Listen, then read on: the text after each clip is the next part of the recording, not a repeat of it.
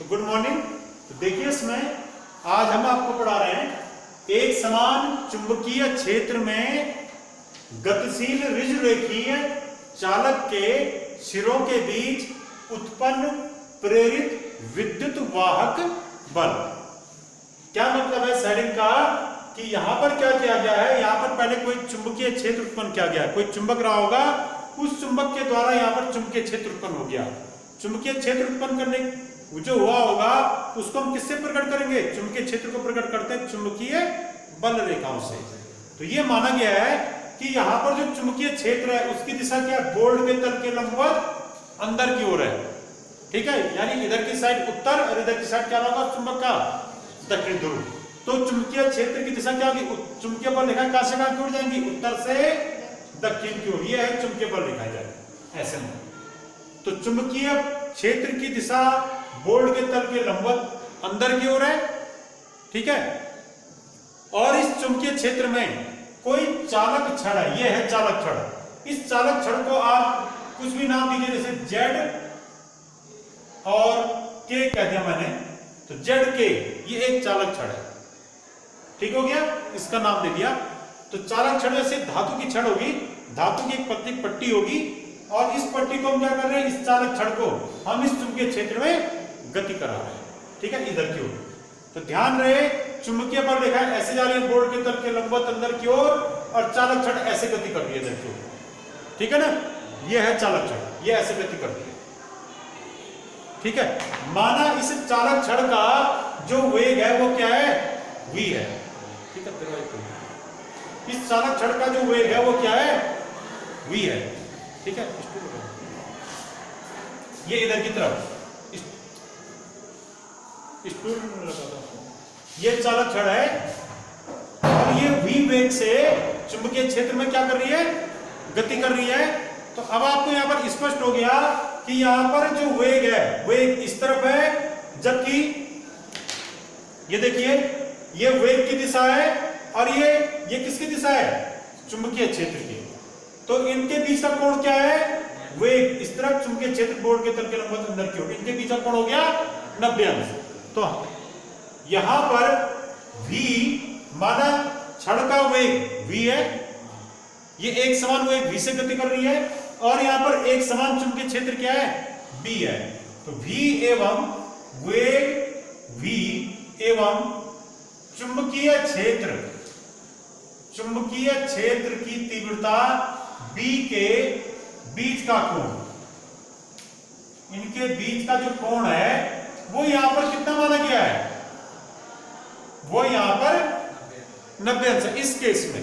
पर जरूरी है 90 अंश हो, ये थीटा या कुछ भी हो सकता है, कोण 0, 30 अंश, 40 अंश कुछ भी हो सकता है, ठीक है ना। एक सुविधा के लिए हमने इसको 90 अंश मान लिया। अब देखिए यहां पे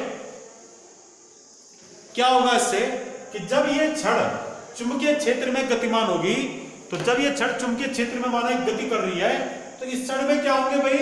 चालक छड़ है, माना धातु की है, तो इस चालक छड़ में क्या होंगे? मुक्त इलेक्ट्रॉन जरूर होंगे ना।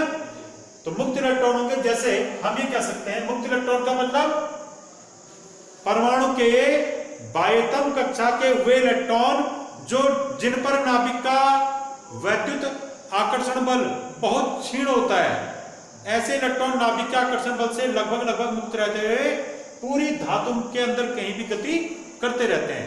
ऐसे इलेक्ट्रॉन को हम क्या कहते हैं? मुक्त इलेक्ट्रॉन कहते हैं, ठीक है। तो ये जो धातु की छड़ या चालक छड़, इसमें भी क्या होंगे? मुक्त इलेक्ट्रॉन होंगे। तो ये देखिए, अगर माना ये नाभिक है, ये क्या है? नाभिक, और इसके बाहर से ये कोई मुक्त इलेक्ट्रॉन है, ये यहां पर मुक्त इलेक्ट्रॉन इस नाभिक के चारों ओर क्या कर रहा है? गति कर रहा है। अगर ये मुक्त इलेक्ट्रॉन अलग हो गया,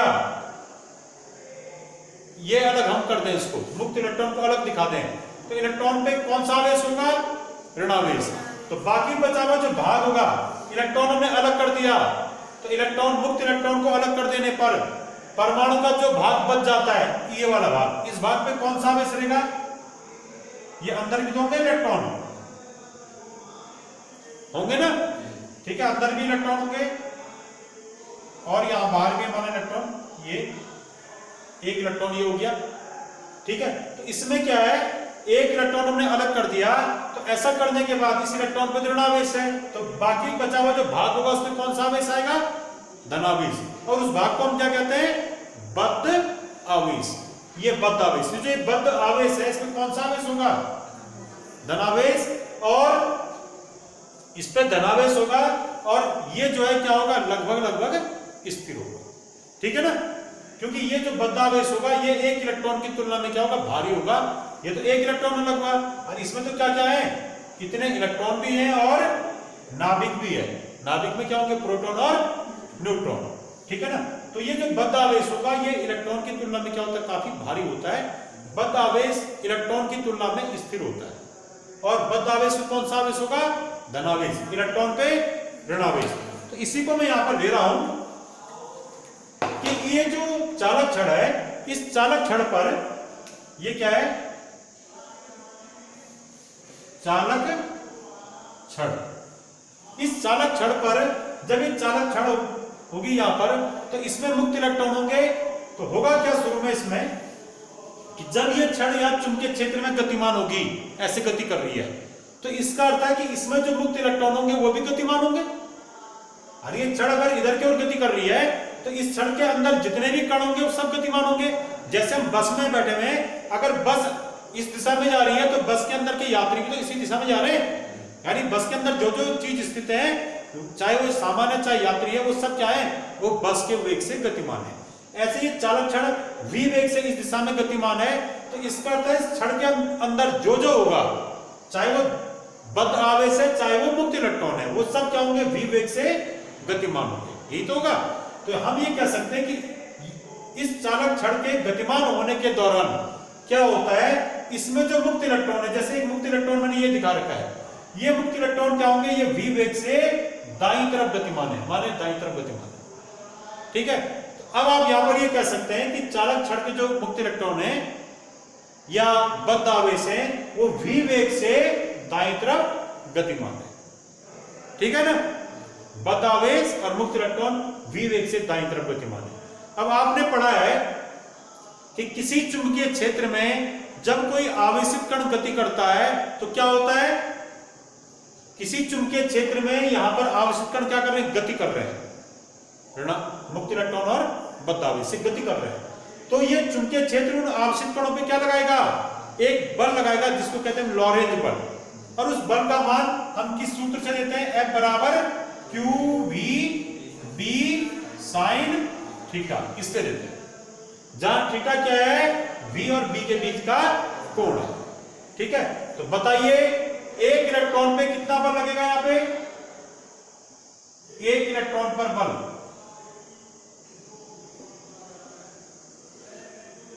एक इलेक्ट्रॉन पर बल कितना बल लगेगा, एक इलेक्ट्रॉन में जो बल लगेगा वो हो गया माना F।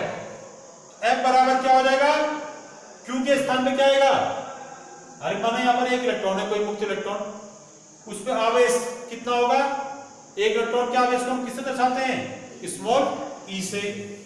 उसका वेग, उस इलेक्ट्रॉन का वेग क्या होगा, इस छड़ के अंदर जितने भी इलेक्ट्रॉन होंगे मुक्त इलेक्ट्रॉन, उन सब का वेग वही होगा जो छड़ का वेग होगा, यानी v इंटू b। ये किस चुंबकीय क्षेत्र में गति कर रहे हैं, b चुंबकीय क्षेत्र में, इंटू साइन थीटा, थीटा माने v और b के बीच का कोण, कोण कितना है यहाँ पे 90 डिग्री। तो कितना आ जाएगा, F बराबर EVB sin 90 का मान 1 हो गया। अब ये कौन सा बल होगा, ये बल कौन लगा रहा है, चुंबकीय क्षेत्र। तो चुंबकीय क्षेत्र के द्वारा लगने वाला जो बल होगा उसको हम Fm से प्रकट करेंगे, मैग्नेटिक फोर्स, ठीक है ना। यानी यहां चाहे बद्ध आवेश है चाहे मुक्त इलेक्ट्रॉन है, सब पर इतना बल लगेगा। इलेक्ट्रॉन होगा तो इलेक्ट्रॉन पे इतना बल, और जो बद्ध आवेश होगा उस पर भी इतना बल लगेगा, ठीक है। प्रत्येक बद्ध आवेश और प्रत्येक इलेक्ट्रॉन पे एक चुंबकीय क्षेत्र इतना बल लगाएगा। आप कह रहे बद्ध आवेश पे कितना आवेश होगा, बद्ध आवेश पर भी एक इलेक्ट्रॉन के बराबर आवेश होगा, ठीक है ना, उस पर भी सेम आवेश होगा, पर उसमें होगा धनावेश और इलेक्ट्रॉन पे होगा ऋणावेश। तो ये हो गया प्रत्येक इलेक्ट्रॉन पे लगने वाला चुंबकीय बल। लग गया इतना बल। अब इससे क्या प्रभाव पड़ेगा, इस बल की दिशा देखिए पहले, तब प्रभाव दिखता है।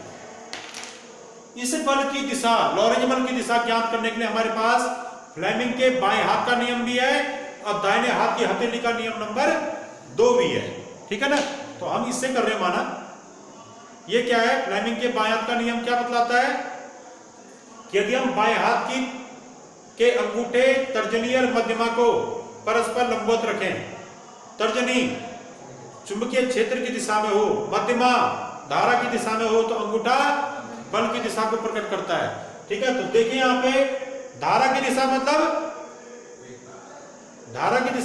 मतलब धनावेश की गति की दिशा, क्योंकि यहाँ धारा का तो कहीं पता ही नहीं चल रहा है, तो यहाँ पर तो कौन गति कर रहा है, या तो धनावेश या तो ऋणावेश।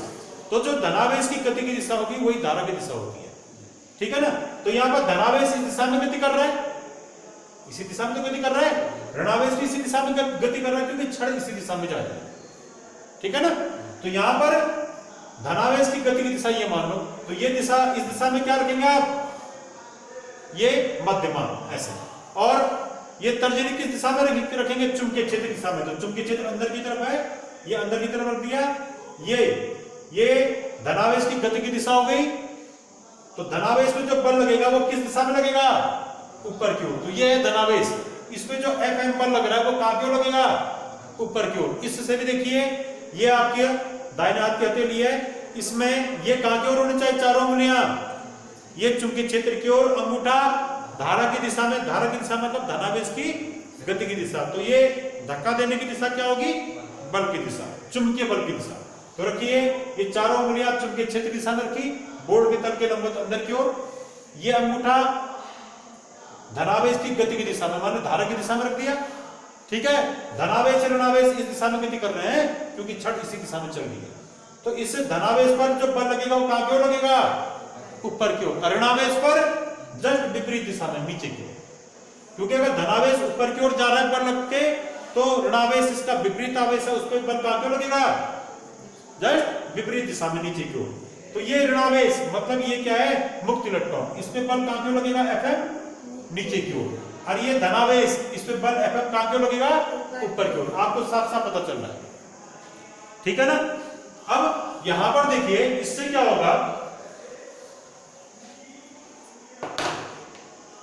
ये सोचिए जैसे क्षण है, इस क्षण में पहले क्या रहेंगे, परमाणु रहेंगे, ठीक है ना। परमाणु में क्या होंगे, सबसे बाह्यतम कक्षा में मुक्त इलेक्ट्रॉन रहेंगे। मुक्त इलेक्ट्रॉन मतलब ऋणावेशित कण, उन ऋणावेशित कणों पे बल कहां की ओर लगा, चुंबकीय बल नीचे की ओर, यानी ये Fm बल ऋणावेश पे कहां की ओर लगेगा, तो जितने भी यहाँ पे इलेक्ट्रॉन रहेंगे सब इलेक्ट्रॉन कहां की ओर खिसकेंगे, यहाँ नीचे की ओर, ठीक है। तो जब इलेक्ट्रॉन नीचे की ओर खिसकेंगे और धनावेश कहां की ओर खिसकेंगे, ऊपर की ओर, तो उससे क्या होगा, कुछ देर बाद इस सिरे पे धनावेश जमा हो जाएंगे और इस सिरे पे क्या जमा हो जाएंगे, ऋणावेश जमा हो जाएंगे, ठीक है ना। ये इस सिरे पे धनावेश और इस सिरे पे ऋणावेश जमा हो जाएगा, ठीक है। तो यहां पर कुछ देर बाद ऐसी स्थिति हो जाएगी,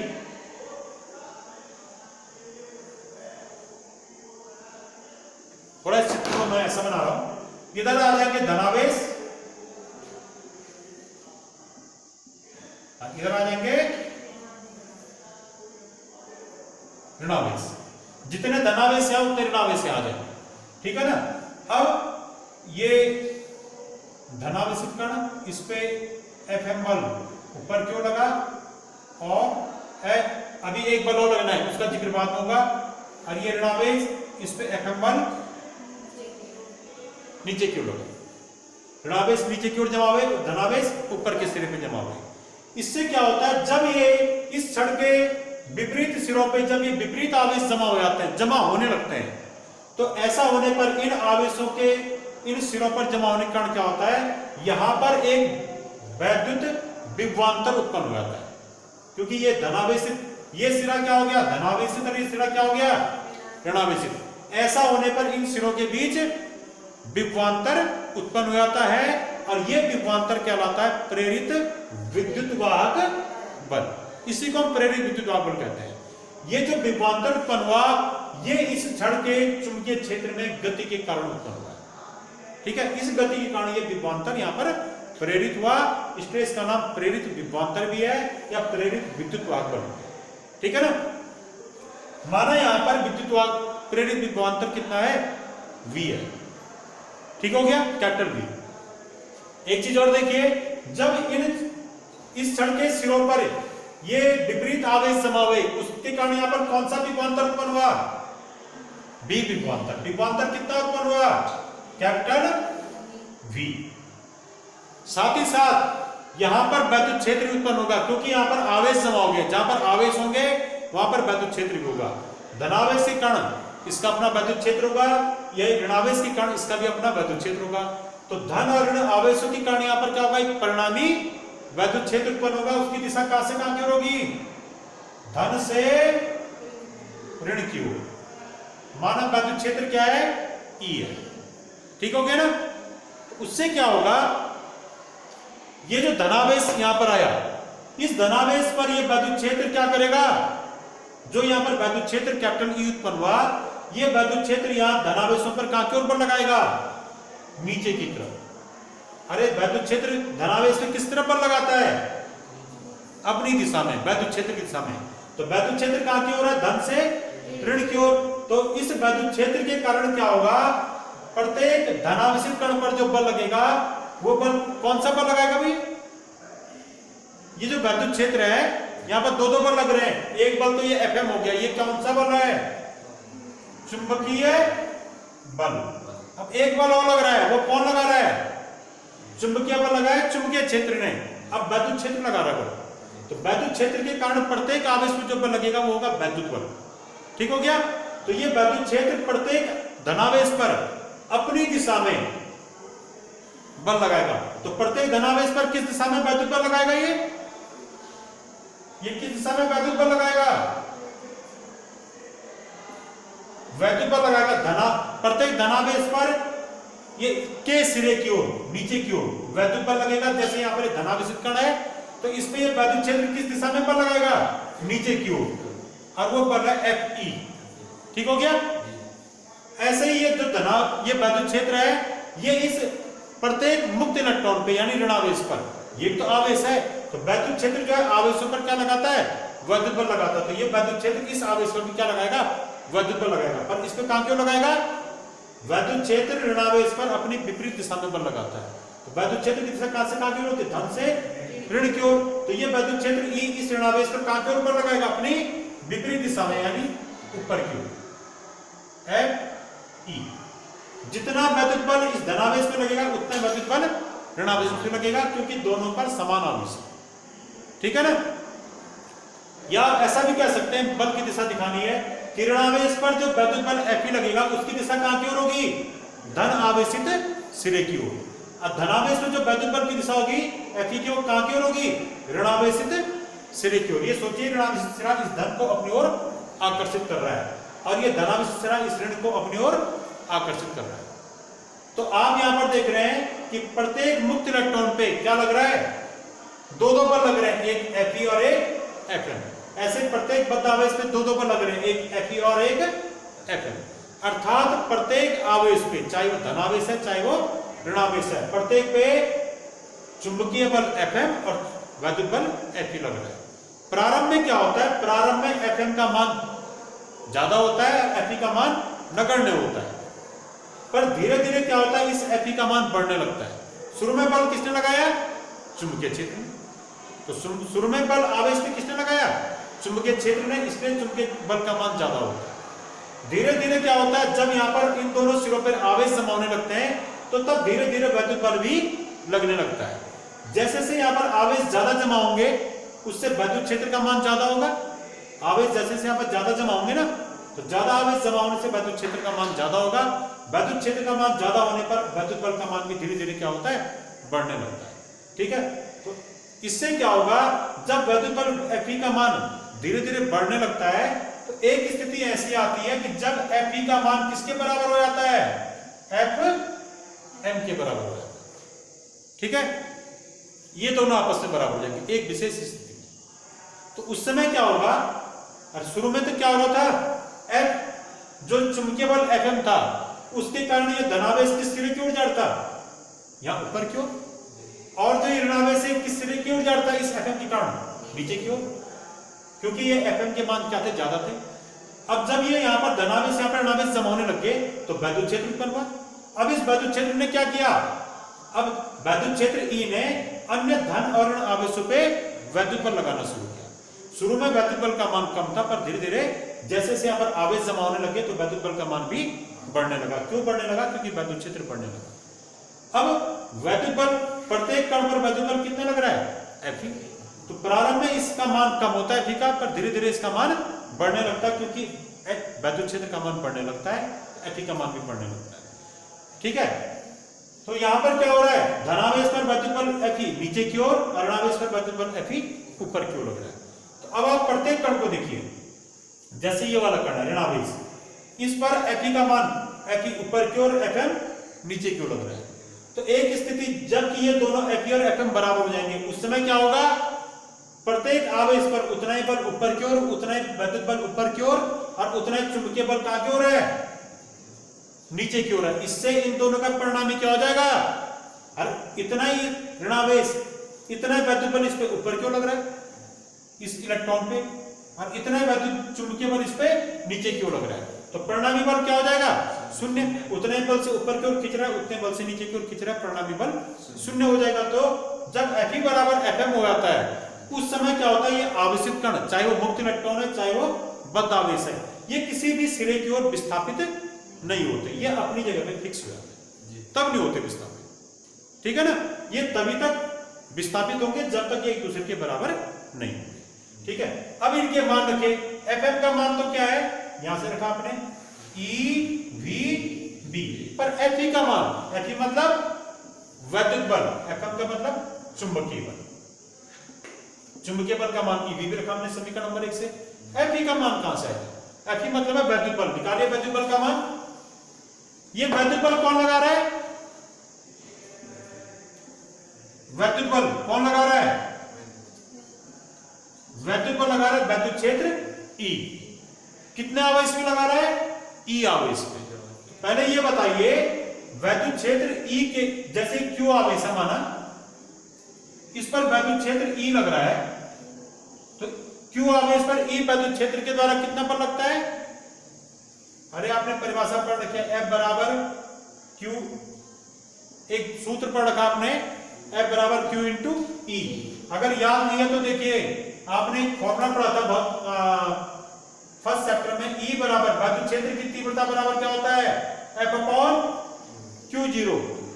ठीक है, कि Q0 आवेश पर माना कितना बल लग रहा है, F बल, तो वैद्युत क्षेत्र की तीव्रता E बराबर ये था। तो यहां से F बराबर Q0 इंटू E, तो इस सूत्र से करेंगे, यहां पर Q0 की जगह पे इलेक्ट्रॉन का आवेश आ जाएगा, तो Q0 की जगह रखो इलेक्ट्रॉन का आवेश E, और कैपिटल E के स्थान पे वैद्युत क्षेत्र की तीव्रता। ये कैपिटल E का मतलब क्या है, वैद्युत क्षेत्र की तीव्रता। तो ये जो बल है, ये कौन सा बल माना जाएगा, वैद्युत बल, क्योंकि वैद्युत क्षेत्र के द्वारा लगता है। ठीक है ना, तो यहां पर Fe का सूत्र क्या आएगा, Fe मतलब वैद्युत बल, तो प्रत्येक इलेक्ट्रॉन पर या प्रत्येक बद्ध आवेश पर ये वैद्युत क्षेत्र E कितना बल लगाएगा, इलेक्ट्रॉन का आवेश इंटू वैद्युत क्षेत्र की तीव्रता, E इंटू कैपिटल E। ये Fe का सूत्र जो आया, Fe बराबर E इंटू कैपिटल E, ये यहां पर रख देंगे। ठीक हो गया, अब इसको आगे सॉल्व कीजिए, तो कितना आ जाएगा, स्मॉल ई से स्मॉल ई कैंसिल, E बराबर स्मॉल v इंटू बी। ठीक हो गया, ये आ गया किसका मान, वैद्युत क्षेत्र की तीव्रता, वैद्युत क्षेत्र की तीव्रता E का सूत्र आ गया। ठीक हो गया, अब देखो इसमें माना इस छड़ की लंबाई कितनी है, L, तो इसका मतलब ये जड़ सिरा और ये K सिरा, इन दोनों सिरों के बीच की दूरी कितनी होगी, L, और इन दोनों सिरों के बीच विभवांतर, ये वैद्युत क्षेत्र की तीव्रता कितनी है, E, और इन दोनों सिरों के बीच विभवांतर कितना माना था मैंने, V। तो आप जानते हैं विभवांतर V वैद्युत क्षेत्र की तीव्रता E में क्या संबंध है, वो है V बराबर क्या है, हाँ भाई, V बराबर E इंटू, अरे आपने ये पढ़ा था वैद्युत क्षेत्र की तीव्रता E बराबर होता है V अपॉन L। एक फॉर्मूला आपने पढ़ा था फर्स्ट चैप्टर में कूलॉम के नियम वाले पार्ट में कि वैद्युत क्षेत्र की तीव्रता बराबर विभवांतर बटे लंबाई। माना इन दोनों सिरों के बीच का विभवांतर कितना है V, इन दोनों सिरों के बीच की दूरी कितनी है L, और इन दोनों सिरों के बीच वैद्युत क्षेत्र की तीव्रता कितनी है E। तो वैद्युत क्षेत्र की तीव्रता E बराबर आपने पढ़ा था capital V upon L। Capital V क्या है विभवांतर और स्मॉल v क्या है वेग। ये ध्यान रखना इसमें। E का ये मान समीकरण नंबर 3 में रखिए। तो समीकरण नंबर 3 में क्या आ जाएगा,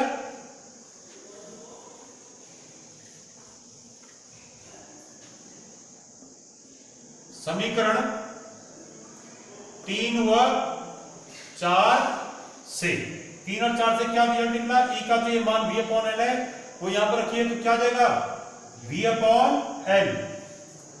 ठीक है, वैद्युत क्षेत्र की तीव्रता बराबर विभवांतर बटे लंबाई, ये बराबर हो जाएगा स्मॉल v इंटू बी। ठीक हो गया, तो कीजिए इसको v बराबर क्या आ जाएगा v b l।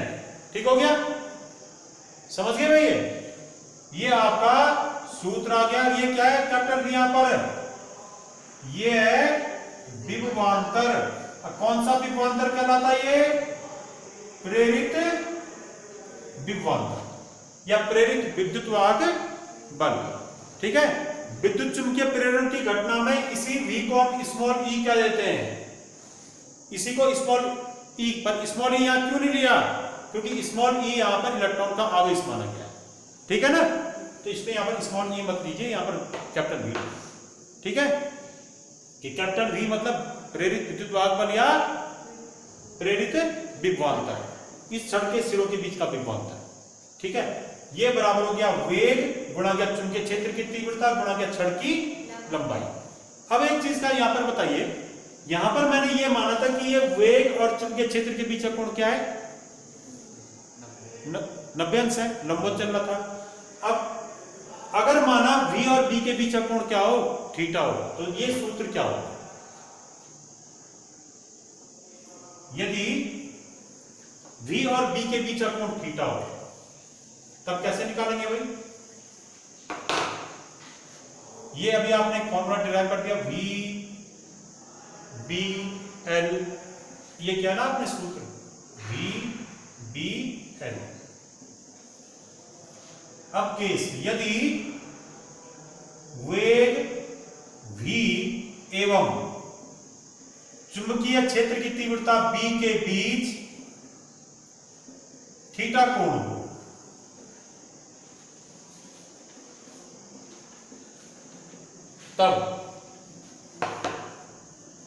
तब चित्र देखिए कैसा बनेगा। मैं यहीं पे इस चित्र को बना दे रहा हूं। ये तो तब था जब ये लंबवत जा रहा था, यानी अगर ये छड़ ऐसी होती, ये है ये छड़,